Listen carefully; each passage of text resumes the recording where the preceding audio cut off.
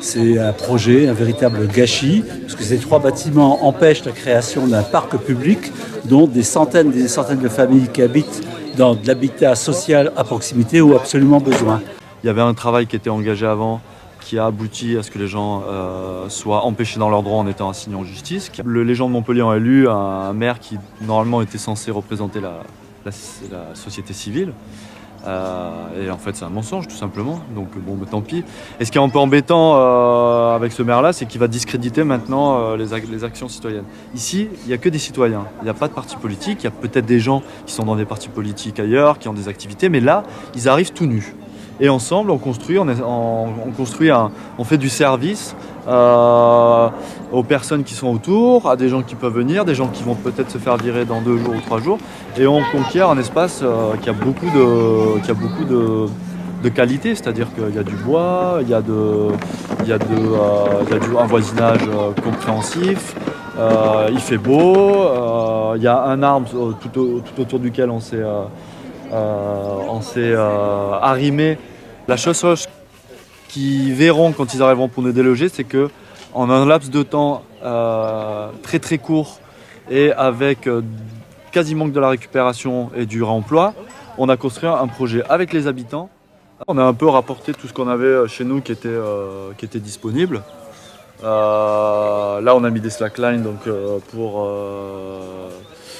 comment dire, initier les gens à l'équilibre sur les lignes. Voilà, bah, c'est pour aussi retrouver un certain équilibre physique. Là, on a monté une infirmerie. Là, il y a un petit coin de tente pour pouvoir loger les gens qui travaillent ici, sur place. On a fait un atelier donc bricolage où on a mis en commun nos outils. On note tous nos noms sur les outils pour pouvoir les retrouver. Et il y a une récupération du bois qui avait été débité par donc le bailleur social qui commence le chantier.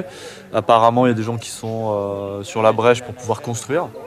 Il y a les commodités, on va dire, des parties communes classiques, les toilettes sèches. Quand on arrive sur une terre comme ça et qu'on n'a pas de toilettes, c'est la première des choses. Si on est 30 ou 40, il faut absolument avoir des toilettes. Donc on va suivre le chemin des toilettes. Je vais vous montrer comment ça marche.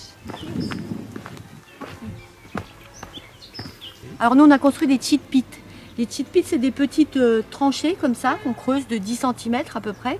Et on met un peu de copeaux de bois au fond. On fait pipi caca dans le cheat pit et on rebouche avec ce qu'on a enlevé au fur et à mesure. C'est-à-dire qu'il n'y a pas d'odeur, c'est très propre. Et quand on a bouché le cheat pit, ça peut se décomposer gentiment. La table à feu, le potager, etc. Donc on se raccroche à un lieu qui avait été déjà occupé et qui avait toutes les disponibilités pour nous accueillir. Alors, je vais vous présenter la cuisine. Pour tout ce qui est légumes, fruits, c'est bien souvent de la récupération sur les marchés.